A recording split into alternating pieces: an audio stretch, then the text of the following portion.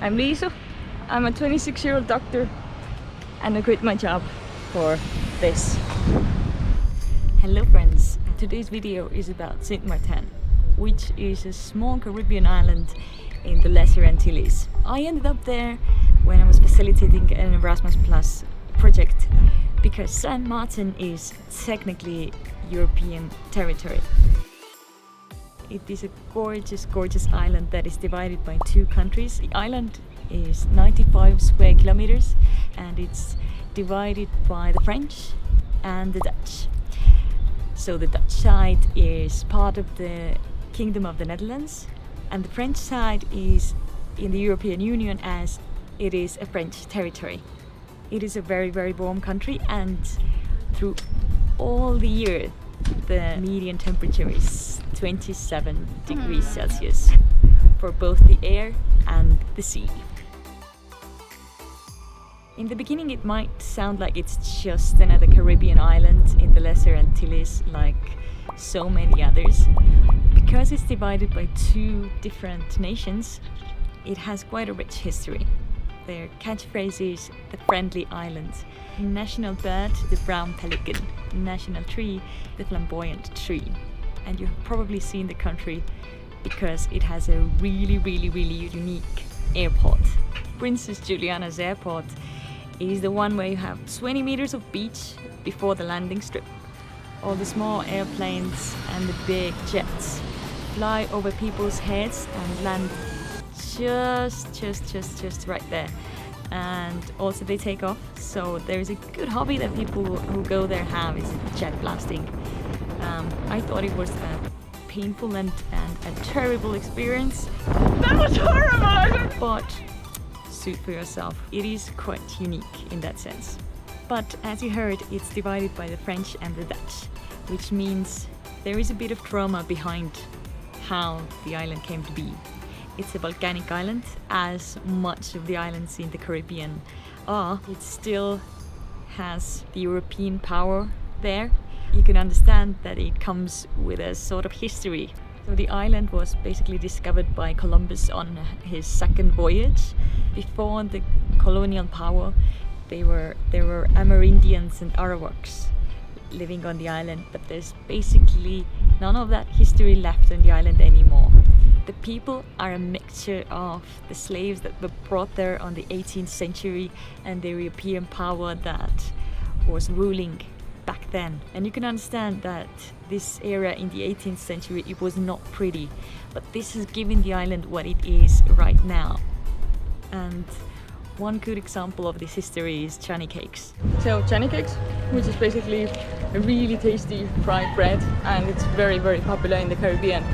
It used to be a journey cake, which meant that people ate it when they traveled from plantation to plantation. That was the food of the slaves. The history behind it is so much more and it mustn't be forgotten. So the island is a mixture of different nationalities, different origins, and even though the history might not be the prettiest, right now it's a united island. It has no border between it. It's just a rock wall. What's also unique about the island is that it is using a lot of currencies. For example, on the Dutch side, Antillean guilders, dollars, and also euros. So sometimes when you go to the store, the cashier has 3 types of money. And on the French side, there's euro and dollar. It's a very safe country. We spent 2 weeks on the island, and at first when people who had not been to the Caribbean before were a bit anxious about what the system was, then in the end we were hitchhiking even with big luggages, which was fun. There is a bit of healthy chaos, but once you understand how it works, it is very easy to navigate. And since it is a volcanic island with a lot of beaches,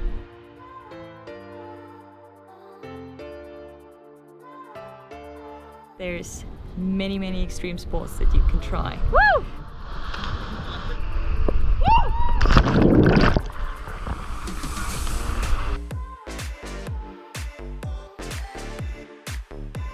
There is the steepest zip line on the island. Flying Dutchman, eh?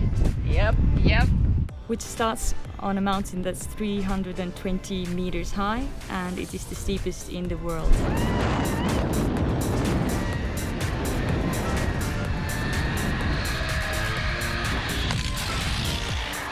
So we just did the zip line.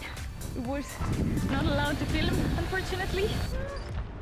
Also, there's a lot of reefs and wrecks you can dive because it's a Caribbean.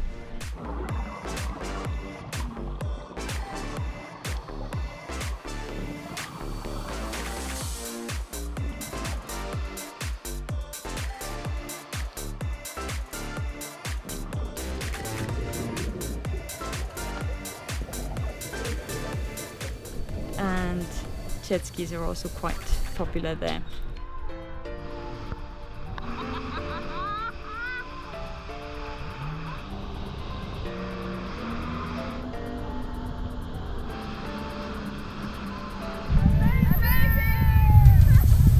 Not a lot of people hike there, and when we were walking the island, it was very unusual for the locals, and they tried to pick us up several times.